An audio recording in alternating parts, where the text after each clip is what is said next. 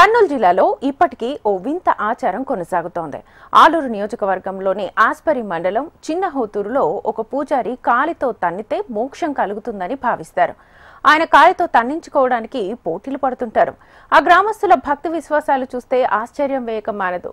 ఇంతకీ ఈ ఆచారం ఎప్పటి నుంచి ప్రారంభమైంది? దీని వెనుక ఉన్న కారణాలేంటో విపులంగా తెలుసుకుందాం. చిన్న హోతూరులో శ్రీ సిద్ధరామేశ్వర స్వామి రథోత్సవ ఉత్సవాలు ప్రతి ఏటా ఏప్రిల్ నెలలో అత్యంత ఘనంగా జరుగుతాయి.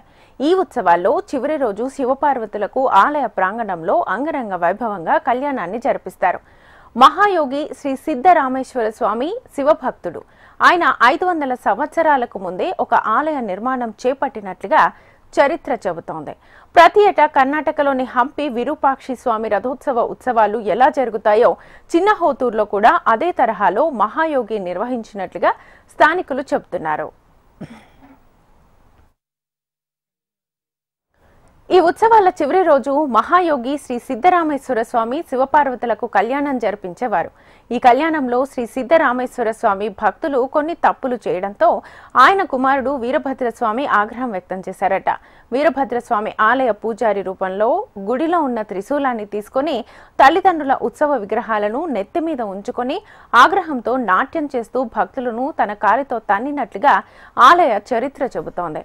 అలా స్వామివారి కాలి తన్నులు తిన్నవారికి మోక్షం జరిగిందని, దాదాపు 500 ఏళ్ల నాటికి ముందు నుంచి వస్తున్న ఈ సంప్రదాయాన్ని తాము ఇప్పటికీ కొనసాగిస్తామని అంటున్నారు స్థానికులు.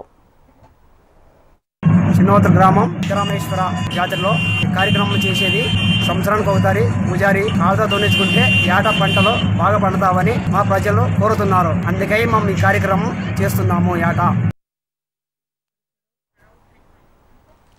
ఈ కళ్యాణం ముగిసిన తర్వాత భక్తులు ఆలయం ముందు వరుస క్రమంలో బారులు తీరుతారు. ఆలయ పూజారి స్వామివార్ల ఉత్సవ విగ్రహాలను నెత్తి మీద ఉంచుకొని ఒక చేత్తో త్రిశూలం పట్టుకుని నాట్యం చేస్తూ ఆలయం నుంచి బయటకి పరుగున వస్తాడు. వరుస క్రమంలో ఉన్న కొందరి భక్తులను నాట్యం చేస్తూ కాలుతో తన్నుకుంటూ వెళ్తారు. పూజారి కాలుతో తన్నిన భక్తులు స్వామివార్లకు పూజలు నిర్వహించి అక్కడి నుంచి వెళ్లిపోతారు. పూజారి తన్నుల కార్యక్రమం ముగిసిన తర్వాత స్వామివార్లకు భక్తులు వసంతోత్సవం గులాబీ రంగు ఉన్న నీటితో జరిపిస్తారు. స్వామివార్ల వసంతోత్సవం ముగిసిన వెంటనే గ్రామస్తులు ప్రత్యేకంగా ఏర్పాటు చేసుకున్న పెద్ద గుంతలలో గులాబీ రంగు నీళ్లు కలుపుకొని ఆ గులాబీ రంగు నీళ్లతో వసంతోత్సవాన్ని జరుపుకుంటారు. ఇది అనాదిగా వస్తున్న సాంప్రదాయం. నేటికి కొనసాగిస్తూ అందరికీ ఆదర్శంగా నిలుస్తున్నారు ఇక్కడి గ్రామస్తులు.